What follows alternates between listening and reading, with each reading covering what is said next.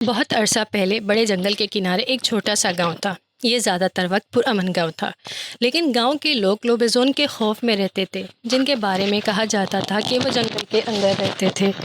لوبیزون تاریخ مخلوق تھے، آدھا آدمی اور آدھا بھیڑیا، اور پورے چاند کی تاریخ پر کہا جاتا تھا کہ یہ مخلوق انسانی گوشت کی تلاش میں جنگل سے باہر نکل آتی تھی۔ لیکن ایسی مخلوق کیسے وجود میں آئی؟ یہ سادہ بات ہے۔ کسی بھی خاندان میں پیدا ہونے والے 7ویں بیٹے پر لعنت کسی بیٹی پر نہیں پڑے گی، لیکن اگر ایک ماں نے 7 بیٹوں کو جنم دیا تو ان بیٹوں میں سے آخری ضرور لوبیزون بنے گا۔ جب فلپ پیدا ہوا تو اس کی ماں خوف زدہ تھی، اسے بیٹی کی امید تھی، 7ویں بیٹے کی نہیں۔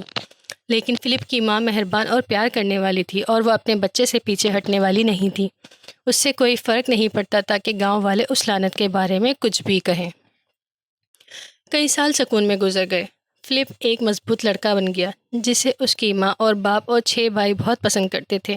لیکن فلپ یہ نوٹس کرنے سے نہیں رہ سکا کہ اس کے ساتھ اس کے بھائیوں سے مختلف سلوک کیا گیا تھا۔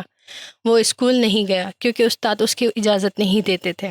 یہ مناسب نہیں تھا کیونکہ نوجوان لڑکا نئی چیزیں سیکھنا پسند کرتا تھا اور شدت سے دوسرے بچوں کے ساتھ دوستی کرنا چاہتا تھا۔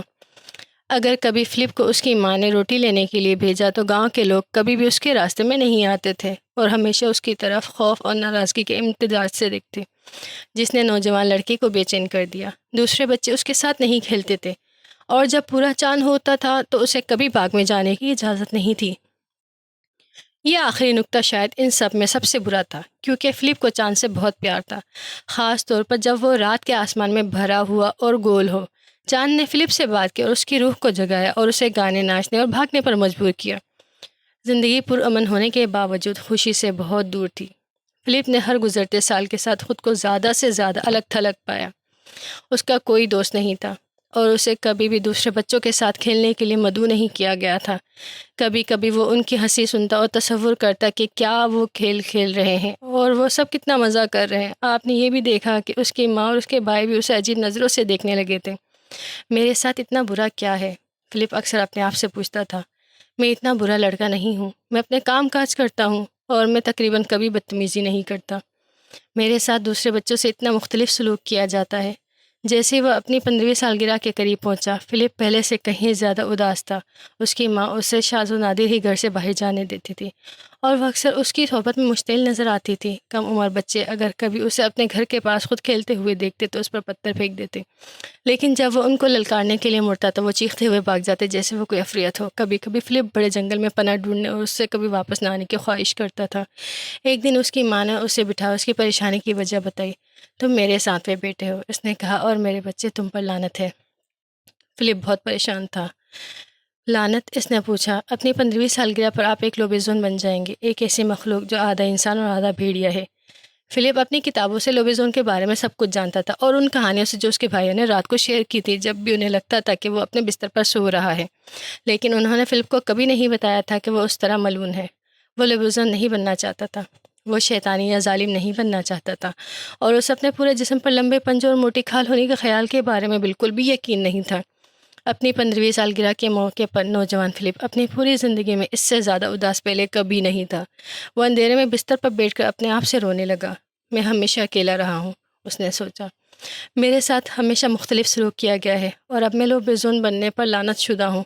میں کیا کروں؟ میں صرف اتنا چاہتا تھا کہ ہر ایک کے ساتھ ویسا ہی سلوک کیا جائے۔ میں صرف اتنا چاہتا تھا کہ دوستوں کے ساتھ جنگل میں کھیلوں اور رات کو خوبصورت چاند کی تعریف کروں۔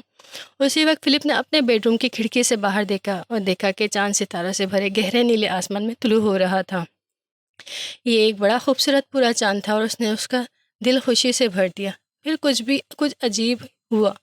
فلپ نے اپنے پیٹھ میں ہلچل محسوس کی اور اپنے جلد پر خارش محسوس کی۔ اس کے سینے سے چیخنے کی آواز آئی اور اس نے چاند کی طرف سر اٹھا کر اسے پکارا، جیسا اس نے پہلے کبھی نہیں کیا تھا۔ اس کے جسم پر اچانک کھال پھوٹ آئی اور اس کے ہاتھوں اور پیروں کے ناخن ہاتھی دانت کے رنگ کے لمبے پنجوں میں بدل گئے۔ اس کے کپڑے ٹکڑے ٹکڑے ہو گئے اور اس کے قدموں میں فرش پر گر گئے، اور جب فلپ نے آئینے میں دیکھا تو اس نے ایک لمبے بھیڑی والے لڑکے کا عکس دیکھا جو اس کے پورے جسم پر موٹی کھال کے ساتھ اسے گھور رہا تھا، اور جنگلی سرخ آنکھیں جو اندھیرے میں چمکتی دکھائی دے رہی تھیں۔ تو میں ایک لوبیزون ہوں، اس نے چونک کر کہا۔ فلپ نے چاند اور جنگل کی پکار کو محسوس کیا، اور وہ جانتا تھا کہ اب وقت آ گیا ہے کہ اپنی پرانی زندگی سے منہ موڑ لے اور اپنی تقدیر کو گلے لگائے۔ نوجوان بھیڑیے والے لڑکے نے اپنے بیڈ روم کی کھڑکی کھول دی۔ رات کو باہر چھلانگ لگانے سے پہلے وہ رک گیا اور اپنے پرانے بیڈ روم کے ارد گرد ایک آخری نظر ڈالی اور اپنی ماں اور باپ اور 6 بھائیوں کے بارے میں سوچا۔ میں آپ کو ہمیشہ یاد رکھوں گا میرے پیارے خاندان، لیکن اب مجھے قبول کرنا چاہیے کہ میں کون ہوں اور نئی زندگی کا آغاز کروں گا۔ پھر وہ اپنے سونے کے کمرے کی کھڑکی سے چھلانگ لگا کر جنگل کی طرف بھاگا۔ ہر وقت چاند پر چیختا رہا۔ اس کا دل مستقبل کے لیے عجیب نئی امید سے بھرا ہوا تھا۔ جب فلپ بڑے گہرے جنگل کے اندر تھا تو اس نے ایک خوبصورت جگہ پر رک کر قدیم درخت اور آسمان میں بلندی پر موجود خوبصورت چاند کو دیکھا۔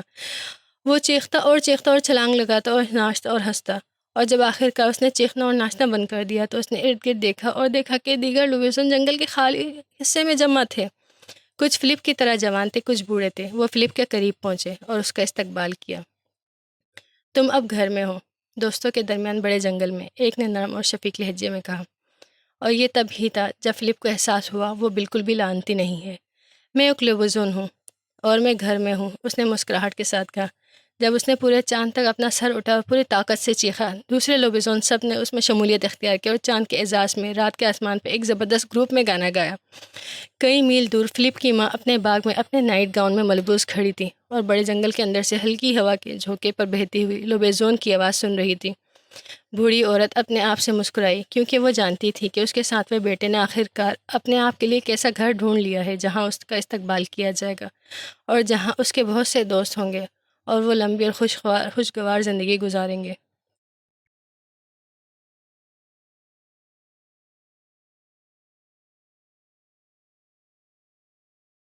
دوستوں، اگر کہانی پسند آئی ہے تو لائک اور اپنے دوستوں سے شیئر ضرور کیجیے گا، اور ایسی مزیدار کہانیوں کے لیے میرے چینل کو سبسکرائب کرنا مت بھولیے۔